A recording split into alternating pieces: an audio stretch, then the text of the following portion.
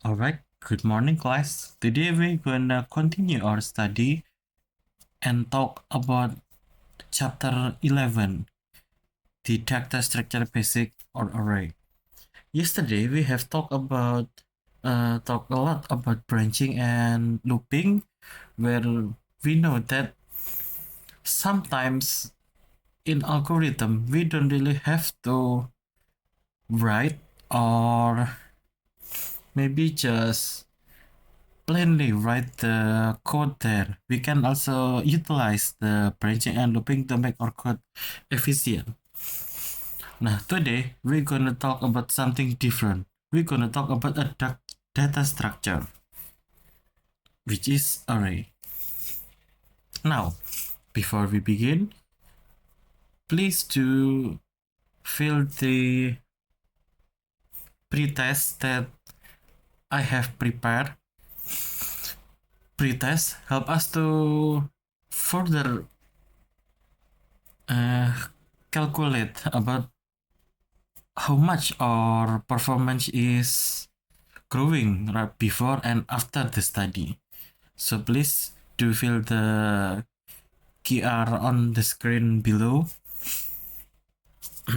And if you're done, then we can continue the study. Now for today's agenda, first we are doing the pretest that we have already done. Next, we're gonna talk about array as in the programming context, because array itself is a normal idiom where usually we use array as a definition for something that has been arranged, like a range of plate, a range of spoon in the table.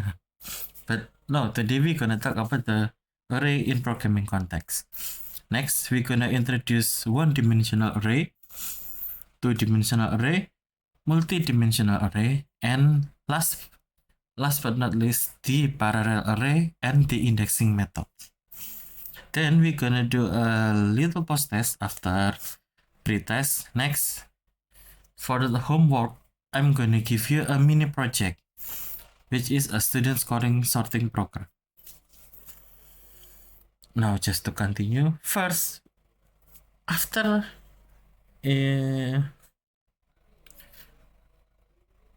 knowing new idiom, like for example array, our first question will be, what is it? Now for array, what is an array?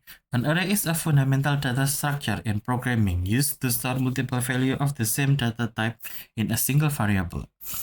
So instead we declare many variables individually. An array allows programmer to manage a collection of data efficiently. For example, we have a variable called number. Without array, we need to put variable number 1, number 2, number 3. We need to declare it each individually. But with array, we can just declare a number, then we put number as an array. Now, how does it work? We're gonna go through deeper about array. Before we go deeper about array, there is some characteristic of array in C, since because our algorithm basic programming were using C since the beginning. So there are some characteristics of array that I need to tell you, because some of it are just specialists only on C. First is same data type. In C, all elements of array must be of the same type, aka all integer. Now this is what I told you about. Some of these characteristics were only meant for C, since C is one of the example of middle level programming. So sometimes C have some limitation that let's be honest, that you might not gonna found in high level programming such as Python or perhaps C Sharp, even C Sharp, or even others programming language like Java. Now, specialists in C, especially on C, we cannot use array for a different data type. So when you declare number as an array, then number can only be filled with integer data type. Next, indexed structure. Each element is accessed using an index starting from 0. Now this is kinda common and not just happen in C. Next, fixed size. In C, the self an array is defined when it is created.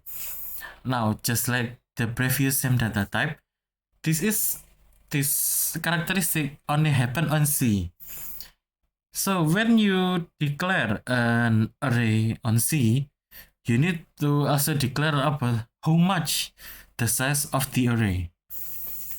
This problem might not gonna occur if you are using other high-level languages as Python, since they can just automatically arrange the size of their own array.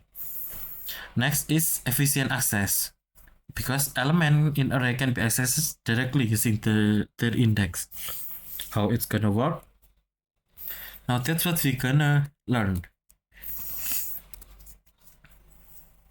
First thing first, how to declare array in C. In C, you got 3 ways to declare an array. First, you can just declare the row. For example, in here I have integer number 5. When as you can see, we put bracket between 5. This way, we are declaring the number of row, the amount of row for variable numbers. This means we are creating a variable called numbers, which is an array since we are using bracket here, and the amount of row from our newly created array is 5. By declaring the amount of row, our array will have fixed amount of row with empty value. Yes, and the value of the array will be 0. Since we are using integer, so the amount will be 0.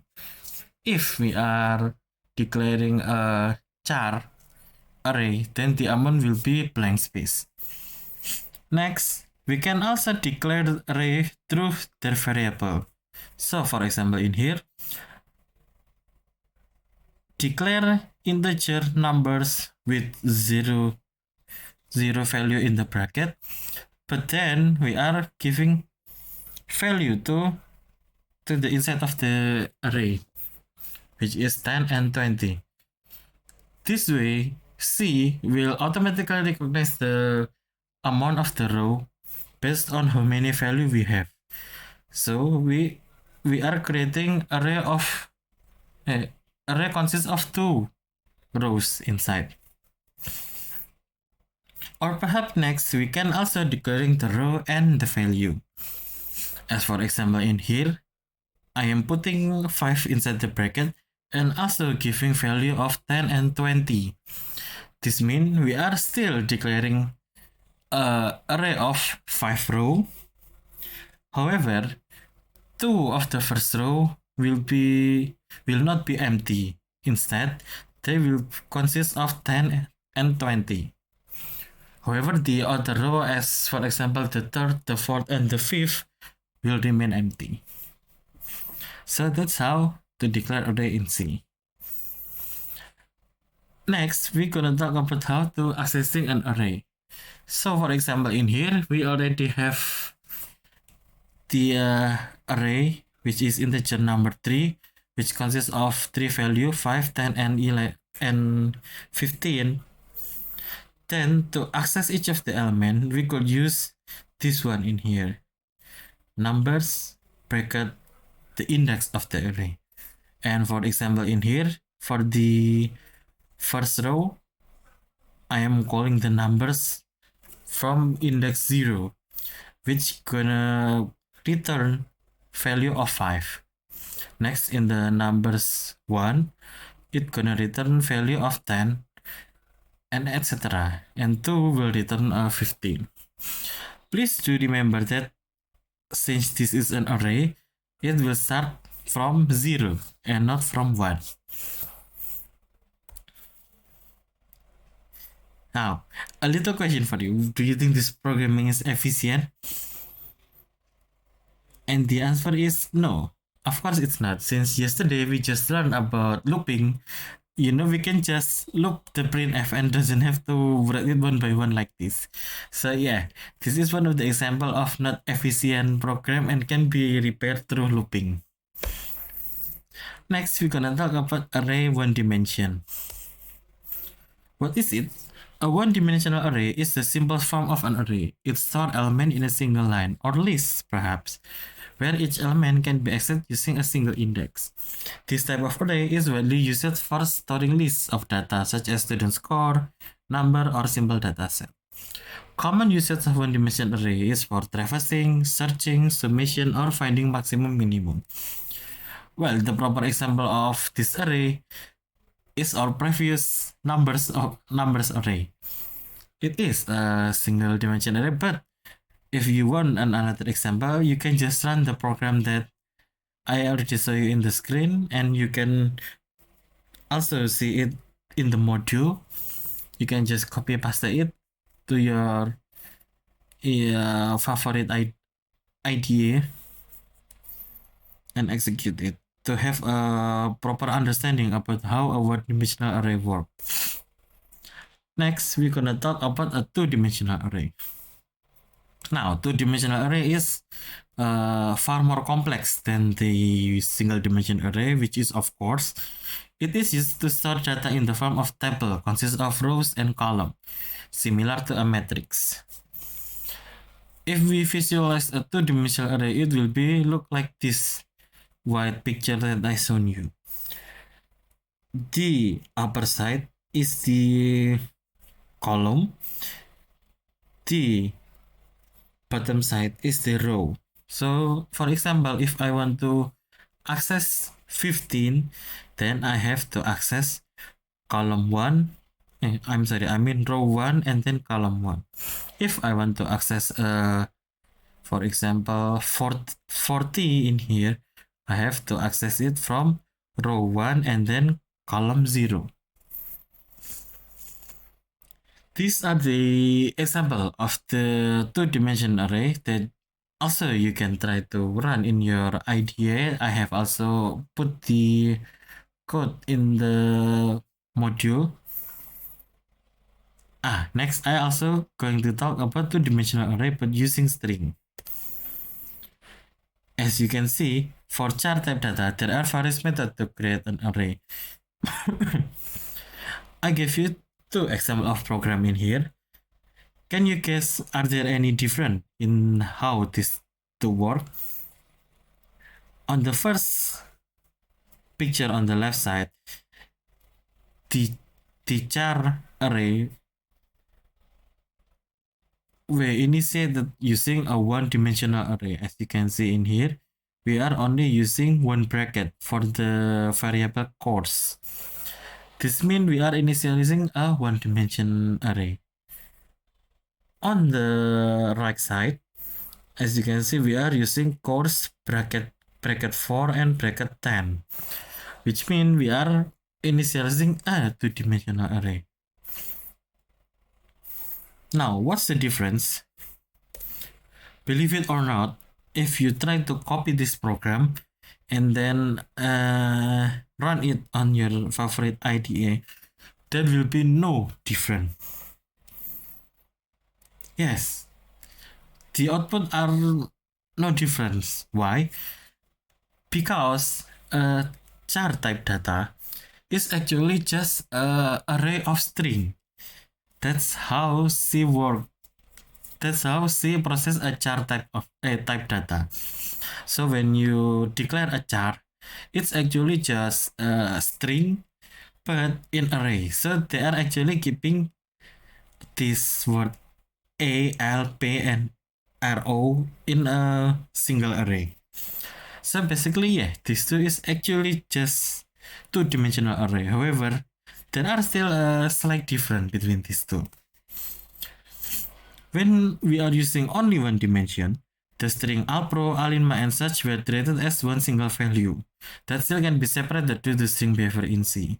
However, since they are just a single value, C will allocate as many memory as they can to keep this array, because there are no rules or initiation value about how much the row of an array that should be used.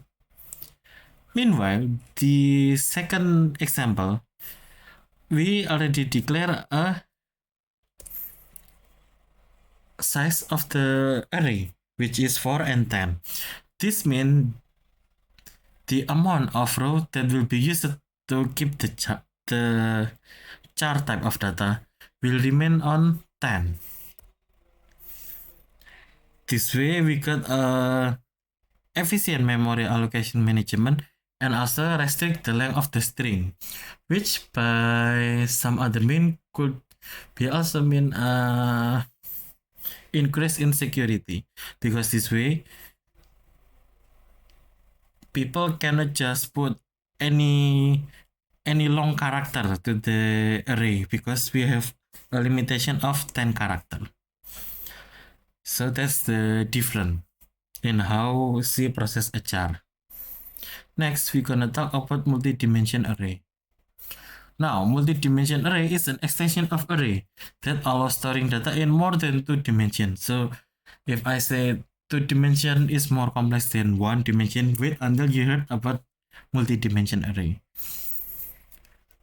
Now back to the array. This array represents a list and a 2-dimensional array represents a table. A multi-dimensional array can represent more complex data structures such as cube or high-dimensional data.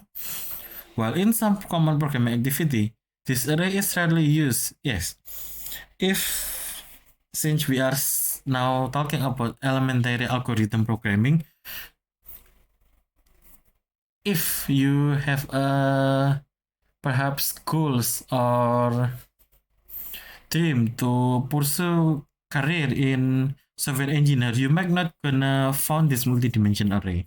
However, for those who really want to study deep about data science or perhaps game development, then yeah, maybe one time or two time you're gonna meet multi-dimensional array. The visualization of multi-dimensional array will be look like this. First the layer, then the 2-dimensional array inside it. To access any value inside it, we just have to use array x and y and z, x and y and z. Now this is the example of the program that you can also try to run using the module that I have give you. Next we're gonna talk about something a little bit different, the parallel array. Unlike the previous array, parallel array is not an array. It's just a technique about how we use a multiple array to store a related data. Each array stores a different type of information, but all arrays share the same index to represent one complete data record. This method could be alternative to bypass the weakness, where if you remember, C can only work on a same type of data for an array.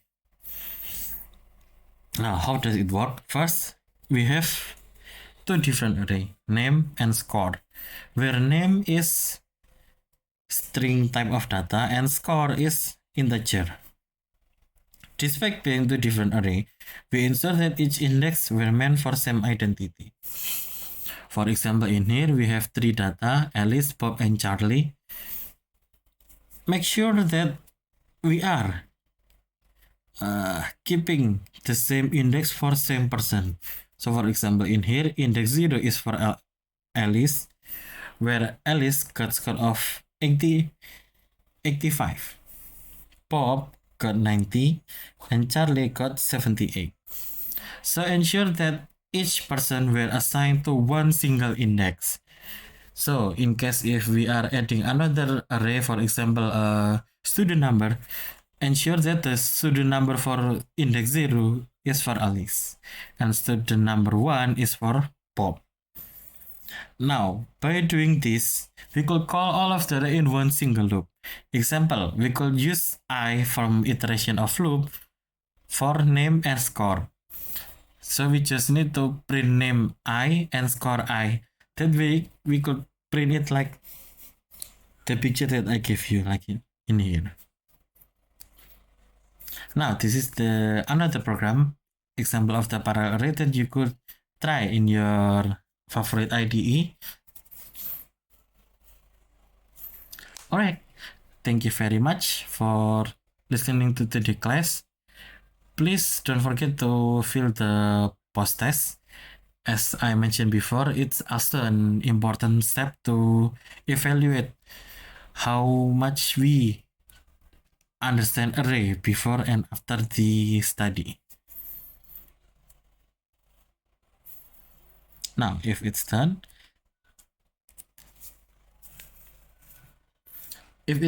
then please refer to the book for page for the chapter 11 before the post test. In there, you're gonna find the instructor for our next mini project. Please read it thoroughly and don't forget to submit the result to the form that also consists inside the report. And that is all, folks, for the chapter 11. Thank you very much.